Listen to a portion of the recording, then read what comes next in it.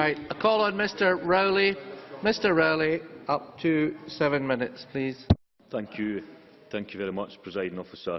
If I could begin by picking up on Stuart Stevenson's point, and I obviously bow to his expertise in pensions, but the fact is that the European Commission confirmed, I think on the 26th of March, that private pension schemes, which were cross-border schemes, would continue to be impacted by the regulations that was set out. And that, at that point in time, caused Joanne Seegers, Chief Executive of the National Association of Pension Funds, to say that today's announcement of new EU pension directive has major implications for pension schemes as part of the debate on an independent Scotland. Now, it's not to say that you won't try and find solutions to that, but the fact is that for many Scots, and it actually hits on the wider point that I'm actually trying to make, but for many Scots, this is a serious issue, because in terms of the actual pension funds in the UK that would be in deficit, the deficit is estimated to amount to about £250 billion, and that relates to people that are employed in a lot of large companies, RBS, Royal Mail, the University Scheme, HCBC, BT and BP. So there are, for a lot of Scots right now in this debate, this is a serious issue.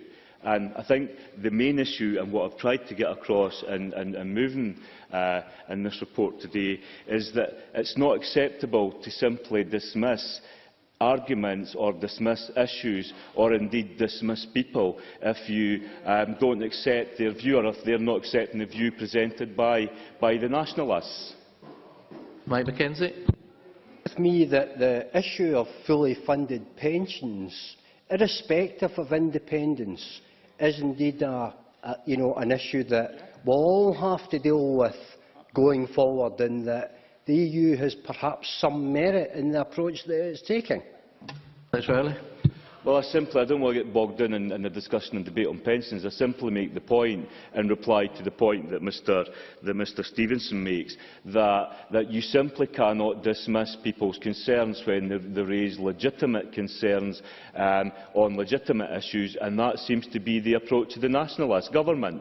If you don't agree with us, you're wrong and we're right, and that's the point, I think, that needs to be picked up. As we move forward in this debate, we need to be able to have an honest debate on the key issues that are impacting on the people of Scotland, so that people can have all the facts in front of them and be able to make a decision based on those facts, and it will then be for us as parliamentarians to accept that decision. But we can't continue to dismiss every argument just because we don't agree with that.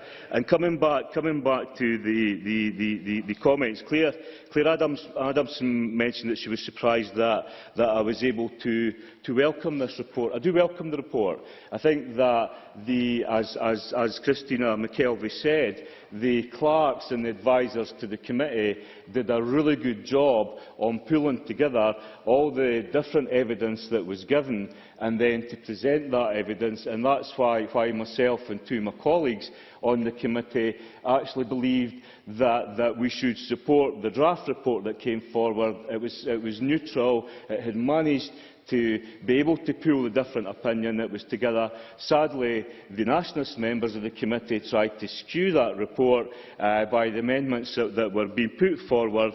And the evidence of that is that we've heard today umpteen times about Graham Avery and the evidence that Graham Avery gave.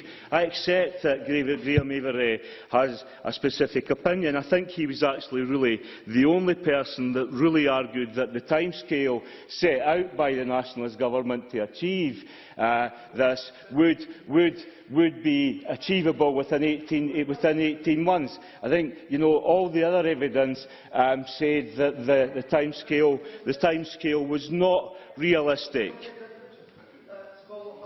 Hamza Youssef. Sir Crawford, who said that the UK government's own legal adviser said the timescale was realistic. Does he disagree with the UK government's own legal adviser on this matter. Alex Rowley. What I'm saying is that the evidence that's been taken for this committee, apart from Graham Avery, the evidence is overwhelming that the timescale set by the Scottish Government would be very, very difficult to be able to achieve. And that was the point in terms of the report itself. The Nationalist members of the committee wanted to pick and choose the quotes that best suited their argument and bring them forward and put them into the debate. I'm sorry, I've got to make progress. They wanted to pick them up and actually take them and put them into the debate.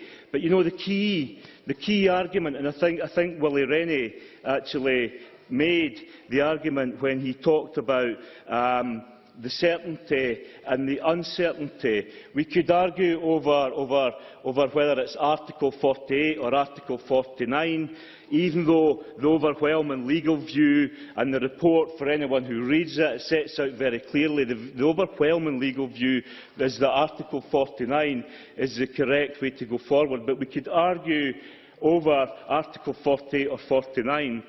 But the key issue is whether or not you would be able to negotiate a position with 28 countries, the rest of the 28 countries in Europe, and that your starting point of negotiation is that you're going to win every argument that's put forward. And that as a trade unionist, was never ever a position, certainly, that I was taught training as a trade unionist and a shop steward for 17-year-old, was that your starting point in negotiations was that you were basically going to win every argument. And that's why the important issue that needs to be flagged up for the people of Scotland in terms of going forward in Europe, yes, I think that's a myth to suggest that we would not be in Europe. The question is, on what terms would we be in Europe? And would it be the same terms and conditions that the UK government, successive governments, have negotiated over many, many years? And if not, what would the implications be? I think I've been on record speaking to the Minister previously in terms of Schengen and making the point that it would be very difficult to break down barriers with the rest of Europe and put them up with the rest of the UK. But the rebate, £350 million a year for Scotland, that's what's at risk. Mr. And Rowley, I think we need to be honest with the people of Scotland in this debate. Thank you.